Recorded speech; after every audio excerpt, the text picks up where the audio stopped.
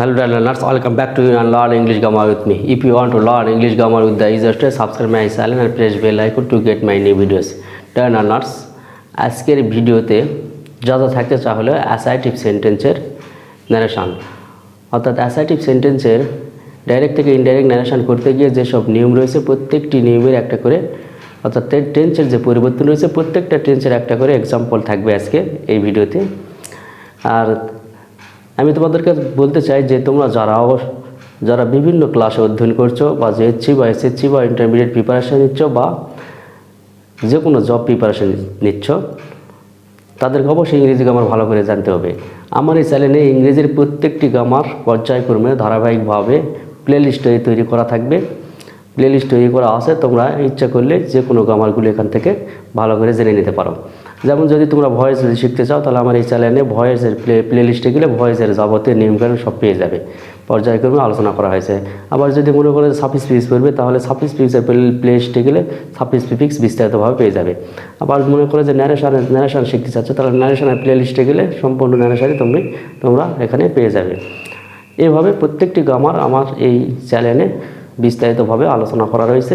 তাহলে তোমাদের প্রথম কাজ হচ্ছে চ্যানেলটিকে সাবস্ক্রাইব করা এবং সেই হিসাবে তোমাদেরকে প্রত্যেকটা ভিডিও দেখে নিজেকে প্রস্তুত করে তোলা।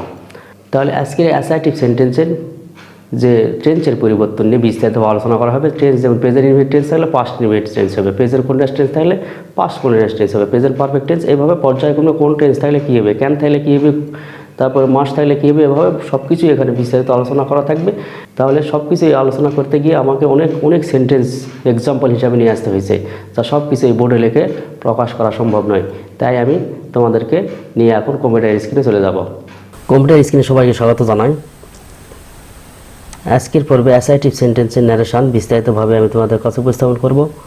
ন্যারেশনের প্রথম পর্বে আমি ন্যারেশনের রুলস নিয়ে অর্থাৎ ডাইরেক্ট থেকে ইনডাইরেক্ট ন্যারেশন কীভাবে পরিবর্তন করা যায়, কী পরিবর্তন করতে হয় তার উপরে বিস্তারিত একটা ভিডিও দিয়েছি। যারা ভিডিওটি দেখেনি অবশ্যই দেখে নেবে। তাহলে আজকে এই ভিডিওতে আমরা ন্যারেশনের অ্যাসার্টিভ সেন্টেন্সের বিস্তারিত আলোচনা করব। রেপুটিং ভার্ব যদি প্রেজেন্ট টেন্স বা ফিউচার টেন্স হয় তবে রেপুটেড পিসের ভার্বের কোনো পরিবর্তন হয় না, কেবল পার্সনের পরিবর্তন হয়। এটা আমরা প্রথম পর্বেও আমি বলেছি যে রেপুটিং ভার্ব প্রেজেন্ট টেন্স বা ফিউচার টেন্স হলে টেন্সের কোনো পরিবর্তন হয় না। যেমন he says I am playing cricket, he সেজই রয়েছে, that he is playing cricket, এটা প্রেজেন্ট কন্টিনিউয়াস টেন্সই রয়েছে। এটা রেপুটিং ভার্ব ফিউচার টেন্স। তো এখানেও আই অ্যাম প্লেয়িং ক্রিকেট, দ্যাটের পর হি ইজ প্লেয়িং ক্রিকেট, অর্থাৎ টেন্সের কোনো পরিবর্তন হয় নাই বা ভার্বের কোনো পরিবর্তন হয় নাই। কিন্তু রেপুটিং ভার্ব যদি পাস্ট টেন্স হয় তাহলে টেন্সের পরিবর্তন হবে। রেপুটিং ভার্ব পাস্ট টেন্স হলে টেন্সের পরিবর্তন হবে। কী ধরনের পরিবর্তন হবে এর উপর বিস্তারিত আমি প্রথম ভিডিওতে বলেছি। আজকের প্রত্যেকটির একটা এক্সাম্পল দেবো অ্যাসার্টিভ সেন্টেন্সে। যে টেন্সের পরিবর্তন হলে প্রেজেন্ট ফর্ম হলে পাস্ট ফর্ম হবে। যে ডাইরেক্ট ন্যারেশনে যদি প্রেজেন্ট ফর্ম থাকে তাহলে ইনডাইরেক্ট ন্যারেশনে পাস্ট ফর্ম হবে। যেমন he said I play cricket in the field, তাহলে হি সেড ইনভার্টেড কমার পরিবর্তে ড্যাট, তারপরে পার্সনের পরিবর্তন কী হবে, ফার্স্ট পার্সন আই, হিক ধরে এখানে হি হয়েছে। তাহলে হি প্লের পাস্ট টেন্স হলো played, he played cricket in the field. তো 2 নম্বর ডু নট বা ডাজ নট থাকলে ডিড নট হবে, ডু নট বা ডাজ নট থাকলে ডিড নট হবে। যেমন he said I do not read attentively, তাহলে হি সেড ইনভার্ট কমার পরিবর্তে ড্যাট, এরপরে আই ফার্স্ট পারসন সাবজেক্টকে ধরে হি হয়েছে, হি ডু নট ছিল ডিড নট হয়েছে, he did not read attentively. Am is are থাকলে ওয়াজ আর হবে। যেমন he said that I am doing the work, he said that he was doing the work. তাহলে এখানে পার্সনের পরিবর্তন হয়েছে এবং ভার্বেরও পরিবর্তন হয়েছে, অ্যামের পাস্ট টেন্স ওয়াজ হয়েছে। এরপর পাস্ট ফর্ম যদি থাকো তাহলে পাস্ট পারফেক্ট টেন্স হবে, অর্থাৎ হ্যাড আসবে প্লাস ভার্বের পাস্ট পার্টিসিপল থাকবে। যেমন he said that he wrote a letter, এটা হলো পাস্ট ফর্মে রয়েছে, এখানে রোট হলো পাস্ট ফর্ম। তাহলে পাস্ট ফর্ম মানে পাস্ট ইনভার্টেড টেন্স যদি হয় তাহলে পাস্ট পারফেক্ট টেন্স হবে। তাহলে হি সেড দ্যাট ইনভার্টেড কমার পরিবর্তে দ্যাট এবং আই হি ধরে হি হয়েছে, হি হ্যাড রিটেন। তাহলে হ্যাড রিটেন কেন হয়েছে? পাস্ট ফর্ম থাকলে পাস্ট পারফেক্ট টেন্স হবে। পাস্ট পারফেক্ট টেন্সের গরজ মানে সাবজেক্টের পরে হ্যাড বসবে, মূল ভার্বের past participle he write a letter. এরপরে ডিড নট যদি থাকে, তাহলে হ্যাড নট প্লাস ভার্ব 3। যেমন he said that he did not do the work, he said that he had not done the work, মূল ভার্বে past participle he had not done the work. Was are থাকলে had been বসবে। যেমন he said that the boys are playing cards, তাহলে he said that the boys had been playing cards. তাহলে এখানে war ছিল, had been হয়েছে। ওয়াজ বা war থাকলে হ্যাড বিন হবে। এরপরে পাস্ট পারফেক্ট টেন্স হলো নো চেঞ্জ, কোনো টেন্সের পরিবর্তন হবে বা ভার্বের পরিবর্তন হবে না। যেমন he said that he had sold milk, শুধু দ্যাট বসবে, he said that he had sold a meal. এখানে সাবজেক্ট ও থার্ড পারসন হয়েছে, থার্ড পারসন তাহলে পারসনের কোনো পরিবর্তন হবে না। আবার এটা প্রেজেন্ট পাস্ট পারফেক্ট টেন্স আছে, পাস্ট পারফেক্ট টেন্সই থাকবে।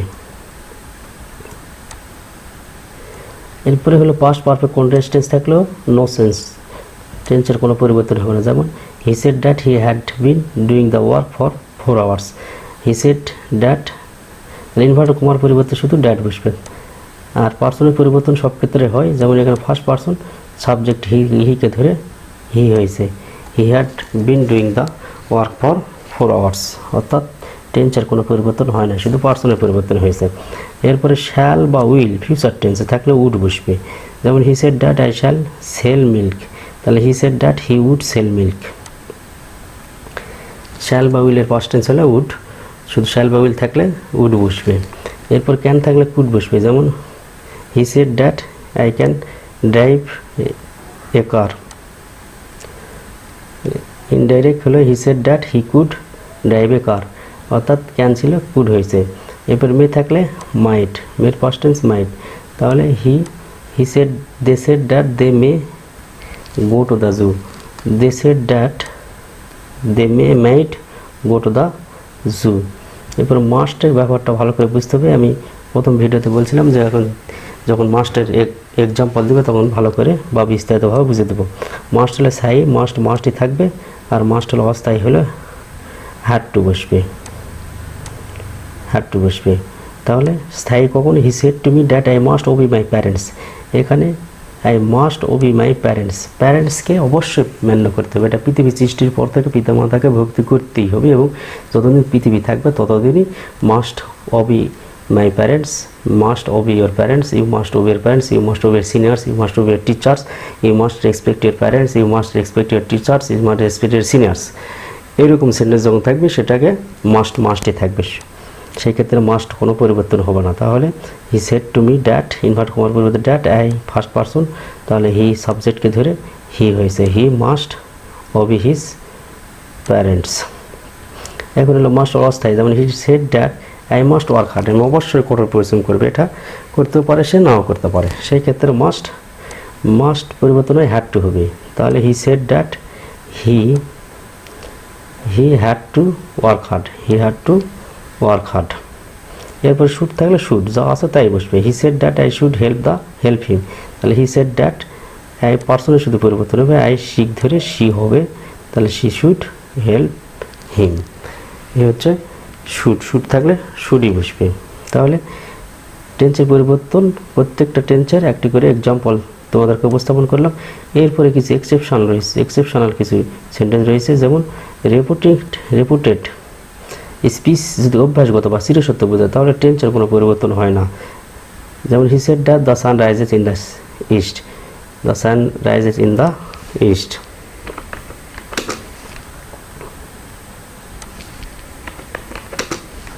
তাহলে শুধু ইনভার্টেড কমার পরিবর্তে দ্যাট বসবে। He said that the sun rises in the east, এখানে কোনো টেন্সের পরিবর্তন হয়নি বা কোনো পার্সনের পরিবর্তন হয়নি, যেহেতু দ্য সান থার্ড পার্সন থাকলে কোনো পার্সনের পরিবর্তন হবে না, এবং চিরসত্য বাক্য হওয়ার কারণে ভার্বের কোনো পরিবর্তন হয়নি।